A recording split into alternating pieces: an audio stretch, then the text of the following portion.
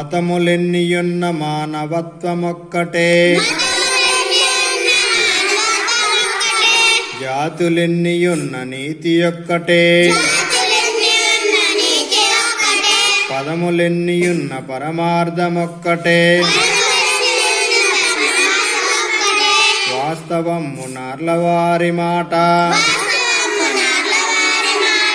ఎన్ని మతాలున్నా తోటి మానవునికి సహాయం చేయమని చెప్తాయి.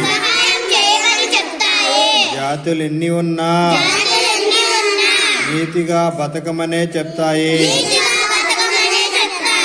రచనలెన్నైనా వాటి గొప్పదైన భావం ఒక్కటే.